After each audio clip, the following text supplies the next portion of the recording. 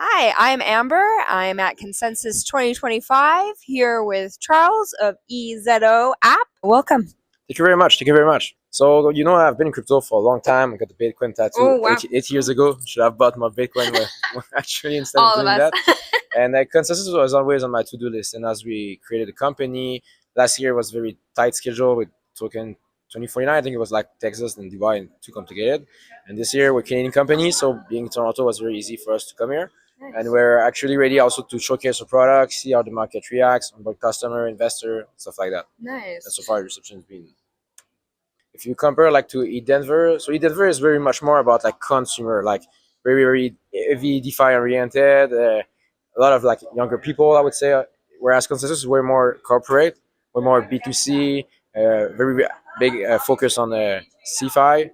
So it's very interesting to get this type of conference because if you only go to the other one and not this one, then you're kind of like seeing like the big picture. So I'm a bit of a purist in crypto, and for me, crypto is all about the guarantee that the information you're reading is right, the ability. Stablecoin, really believe in them.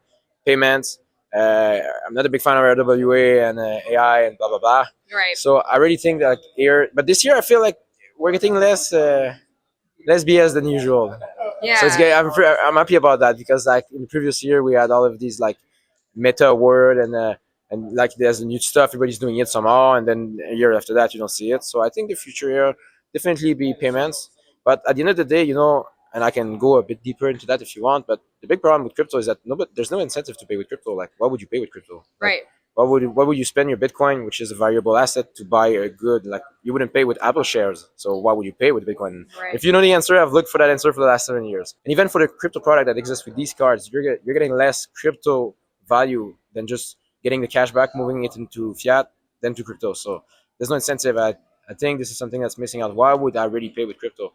There has to be an incentive somewhere, and I think we can piggyback the traditional fiat model with that, but if there's no incentive, it's all about consumer, like because it's the consumer who drives the market, and all of us here doing whatever we're doing, like we're doing it for people at the end of the day, Right. Even the big banks, it's all about consumer bottom line and stuff Right. like that. So last week, sorry, we were at the payment summit Right. organized by Payment Canada, and we were there. We were talking about crypto, and I gave a big speech on the main stage, and I told the bank like, you have to let us work, let us cook, like.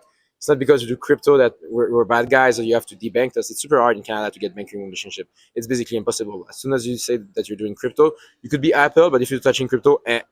And that's kind of like a false narrative also, because if you really look at the biggest company in crypto that are operating in Canada, these guys, they have bank accounts with all top 5, type 6. But if I go to these guys, but now with last week maybe I can, but before it was impossible to get that. I would say licensing and all of that legal stuff in Canada, it's hard to get, but it's well made because it's very clear what you can and cannot do. So it's good and bad at the end of the day. I like it because it prevents everybody from coming in, because all of these DeFi companies, they go into the market, they don't care about licensing, just go and blah blah blah, and they're all turbo illegal in a way. Yeah. And all of the CeFi people, they just bundle stuff together and they go to market. And that's what we're doing, by the way. We're like a one-stop shop for crypto where you do both CeFi, DeFi in one place, which is nobody's doing it like us. Right. You can live it through like fully custody by us. You can live it through our wallet, or you can even live it through you connect your wallet. So, but it's really about like one place, and that's what I meant by we have to give the consumer an incentive to do that. Right. Because right now crypto is so segmented. Like if I want to do whatever, I have to move it. DeFi, CeFi, 20 app, like a true product like ours, it will become. I think it can become a good alternative to the traditional finance. Is it the future of finance? We have to cook. The future of finance is going to be a mix of everything. Yeah. Nobody is going to replace the other one. Right. Because they both need each other to operate. Like if you remove fiat rail, then what's the point of having crypto? I can do anything with it. And if you're only, I would say, CeFi stuff, then we're not doing crypto. It's all centralized, all controlled. I think there's a 6 month.